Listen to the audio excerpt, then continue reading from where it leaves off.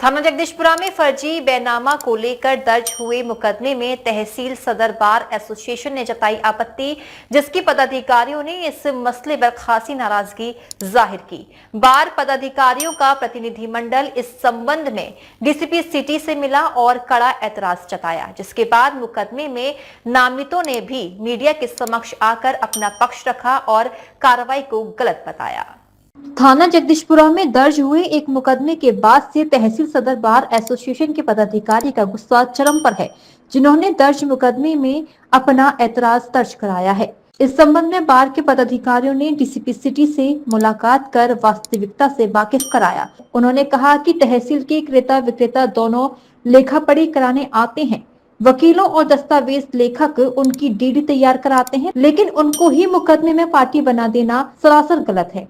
हमारी तहसील में विक्रेता और क्रेता दो शख्स आते हैं, जिसमें हमारा काम सिर्फ इतना है, हमारा और दस्तावेज लेखक संघ का, कि हम उसकी दोनों की बातों को सुने और डीड लिखें और प्रेजेंट करें। हमें उनके भूतकाल और भविष्यकाल से कोई मतलब नहीं रहता है कि उन्होंने उस जमीन को बेच दिया है कि क्या कर दिया है, क्या नहीं कर दिया है।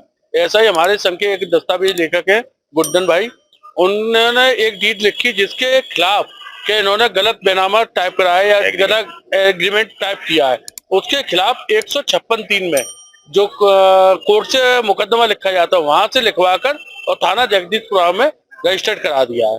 अब उसमें इनका जब कोई रोल ही नहीं है, हम लोगों का कोई रोल ही नहीं है, तो इनका नाम क्यों लिया पार्टी द्वारा? अब पार्टी द्वारा जो रोल इनका अदा करने के लिए वो करा गया है, तो वो एक प्रकार से ब्लैकमेलिंग टाइप से है। इनके पास कॉल भी आए और उन कॉलों का जवाब भी हम लोगों ने दे दिया। आज हम डीसीपी से मिले जाकर, तो उनके द्वारा हमें आश्वासन भी दे दिया गया कि आपका कोई रोल नहीं है, आपका कोई नाम नहीं रहेगा, आपका नाम निकाल दिया जाएगा और हमारी पुलिस तफ्तीश करेगी, उस जांच में सब कुछ निकाल दिया जाएगा। लेकिन ये इस प्रकार की घटनाएं जो घटित होती हैं कि थाने में जब मुकदमा नहीं लिखा गया तो 156(3) में लिखवा दो किसी के खिलाफ, और इनकी छवि खराब करने के लिए उसने मीडिया में भी निकलवा दिया और पूरी सीट की बदनामी करने के चक्कर में उसने पूरा रोल अदा किया है। और जबकि वो खुद भूमाफिया है, उसके खिलाफ 4 सीटें लगी हुई है पुरानी, और अपना शुद्ध बन गया और दूसरे की छवि खराब कर रहा है। अगर दस्तावेज और वकीलों पर इस तरीके के अगर मुकदमे लिखे जाएंगे तो हम लोग शांत नहीं बैठेंगे। हमारी एसोसिएशन इसके खिलाफ लड़ेगी। तहसील भी बंद होगी, कलेक्ट्री भी बंद होगी, दीवानी भी बंद होगी, और हो सकता है आने वाले समय पूरा आगरा ही बंद होगा। हमने आज उनसे मिले हैं एसपी साहब के, उन्होंने हमको बताया, आप पूरा आश्वासन दिया है कि आप लीड राइटर है, आपका कोई इसमें कोई अपराध नहीं बनता है और हम पूरी जांच कराते हैं और आपको पूरा आश्वस्त करते हैं कि आपका इसमें कहीं भी कोई उल्लेखन नहीं आया। अगर हमें न्याय नहीं मिलेगा तो उत्तर प्रदेश में भाजपा की सरकार है और भाजपा की सरकार में हम जरूरत पड़ी तो मुख्यमंत्री से भी मिलेंगे और सचिव से भी मिलेंगे। इस संबंध में केस में नामितों द्वारा भी प्रेस वार्ता कर सारे तथ्य मीडिया के सामने रखे गए।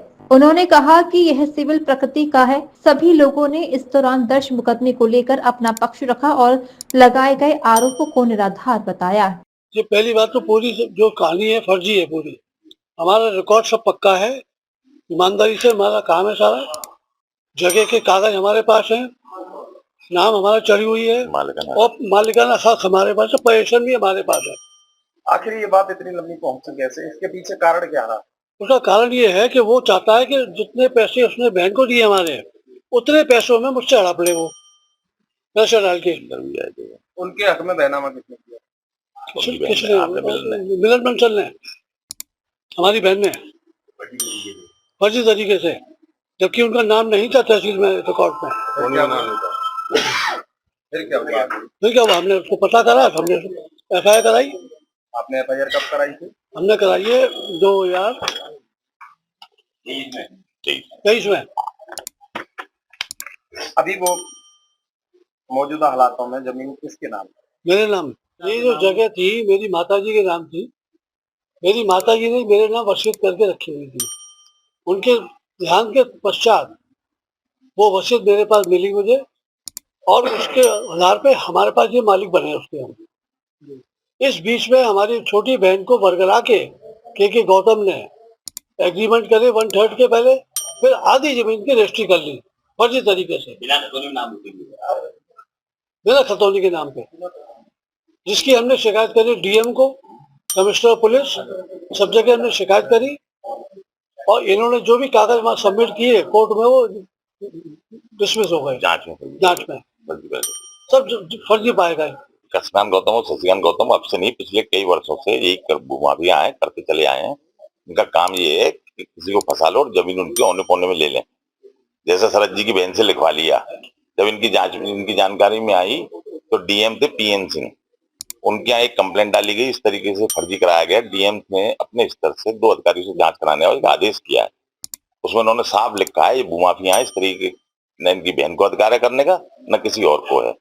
उसके पश्चात इन्होंने इनकी बहन से 1/3 के एग्रीमेंट कराने के बाद 1/2 के बेनामे करा दिए। बेनामा करा करके गलत तथ्यों के आधार पर सिंगल पार्टी अपना दाखिला खारिज करा लिया।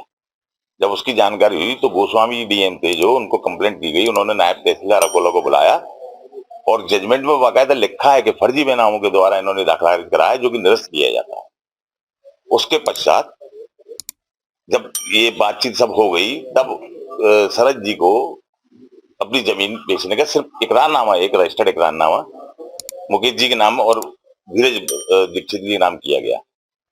उस इकरारनामे के बिहाफ पे ये एक फर्जी 156(3) ले आए, जबकि 2022 में भी 156(3) करी थी इन्होंने, तो कोर्ट ने सिविल का मैटर कहते हुए उसे कैंसिल कर दिया था। साठगांठ करके अब ये इस तरीके के दोबारा से एक ले आए, कभी किसी थाने की लाते हैं, कभी किसी थाने की लाते हैं और सिर्फ ब्लैकमेलिंग करने का तरीका है। जबकि शरद जी के पास ये पिछले 3 महीने पहले 2 बार चक्कर लगा चुके कि हमें लिख दो, हमें लिख दो। वो वीडियो रिकॉर्डिंग इनके ऑफिस में है और इनके खिलाफ अरेस्ट वारंट जारी है, जिसका स्टे लेके बैठे हुए हैं। इसी मामले में आपने मुकदमा दर्ज कराया था? इसी सेम डीजी महाराजा न्यूज के लिए दीपक राज की रिपोर्ट।